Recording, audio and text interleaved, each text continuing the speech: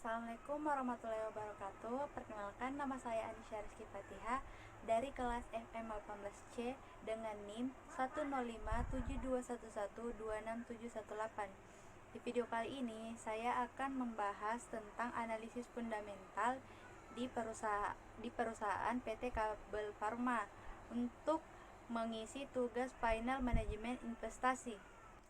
Perusahaan Kabel Pharma ini berdiri pada tahun 1966. Kabel Pharma ini telah jauh berkembang dari usaha sederhana di sebuah garasi menjadi perusahaan farmasi terdepan di Indonesia.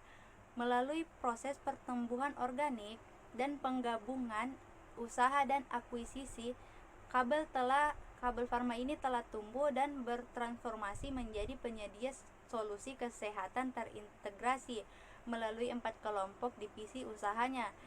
Nah, kelompok divisi usahanya yang pertama yaitu divisi obat resep, divisi produk kesehatan, divisi nutrisi, serta divisi distribusi dan logistik.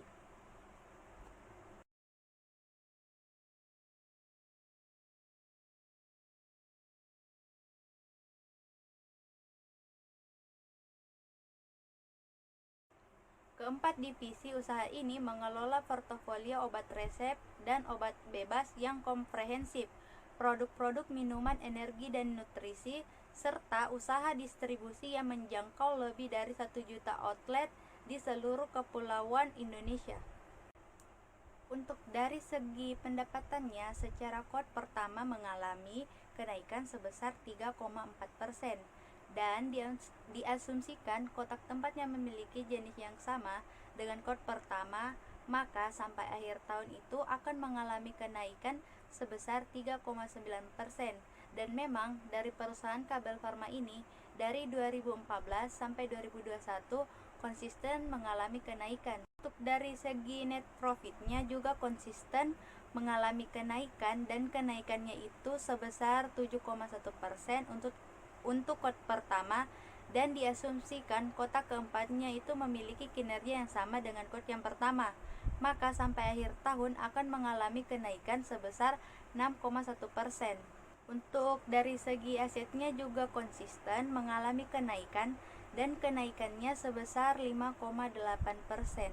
Dari segi utang juga mengalami kenaikan, dan kenaikannya itu sebesar 3,9%. Nah, dari segi modal juga itu konsisten mengalami kenaikan, dan kenaikannya sebesar 6,2%.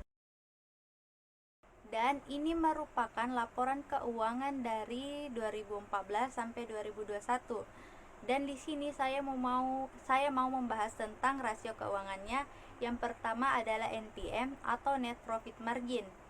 Untuk NPM-nya pada tahun 2021 yaitu 11,94%. Dan secara historis rata-rata dari Kabel Pharma ini selalu di atas 11%.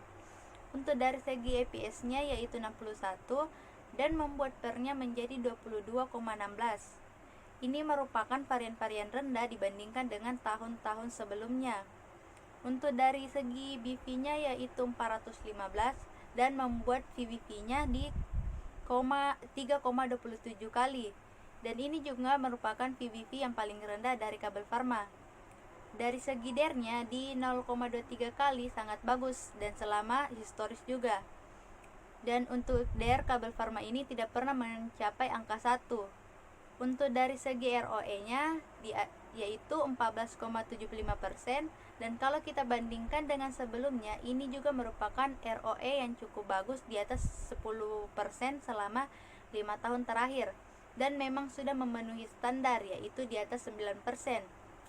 Untuk ROA yaitu 11,99%, dan untuk harga sahamnya yang tertampil di bawah laporan keuangannya yaitu 1.355.000, dan analisis fundamental menemukan intrinsic value untuk Kabel Pharma ini sekitar 1.500, jadi memiliki MOS yaitu 10%.